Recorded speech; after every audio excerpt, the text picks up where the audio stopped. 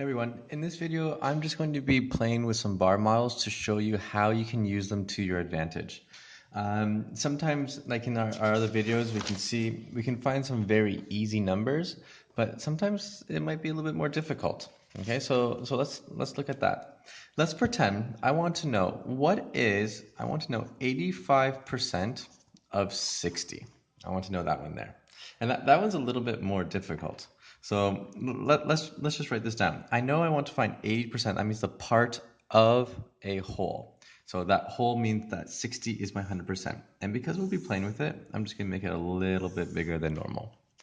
Inside here, I know my 0%, which is actually 0. And over here, my 100%, which is, well, I know this is a part of my whole. So that's 60.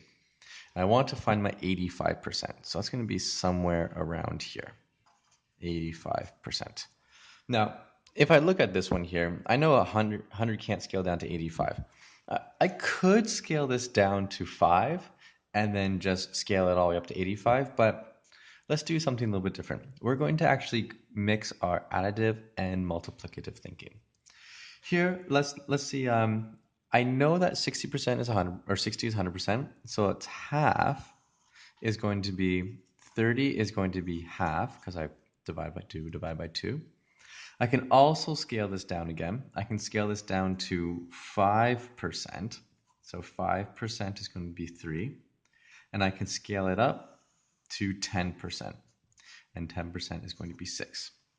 Now here, it's really important that you realize that 50, 100, 5, and if you really want, 1%. These are our friendly percentages. We want to find these ones because with these, we can find any percent. So let's disregard the 1% right now, and let's just use these ones to find 85. There's two ways to find 85. I could just say, well, 5 times what is 85, and then do the bottom to the top. Great. But let's pretend I didn't have that good of a number sense. So I know 85 is actually split up into 3 separate parts because of my number bonds. I know that 85 can be the same, can be expanded to 50 plus 30 plus 5. And I also know that 30 can be split up into 10, 10, 10. So if I add 50% plus 30% plus 5%, I'll actually have 85%. Well, if I look over here, I have 50%, that's 30. I have 10%, I can do that 3 times to get my 30. And I have my 5%. And I can just add up my different values to get here. Well, let's just look at that. Since I know I need to get 30, let's scale this up to 30 because that's going to help us. So that's times 3 times 3, 18.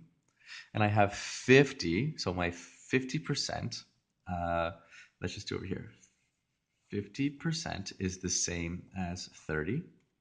I have my 30% is the same as 18.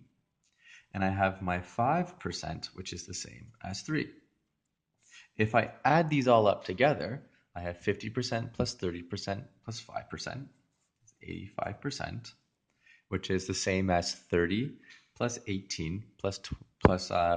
If I add these up together, 8 plus 3 is 11. I add those up together. It's going to be the same as, where was I? 51. And so 85% is the same as 51. And there we have it. I can use my simple numbers, my very friendly numbers, to scale up to 85. And I'm going to show you one other way we can do this too. Okay. Another way we can do this is, do I get a clean piece of paper? Clean piece of paper.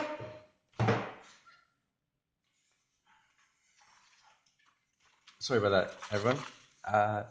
Another way I can do this is instead of gathering all my little bits and adding them all up, so gathering all my little bits and adding them up, I can take how much I'm missing and subtract that from my total. So let's have a look at that. I have my whole thing. Here's my percent bar. 100%, that's 60, and 0%, of course, is 0. I'm looking to find 85%.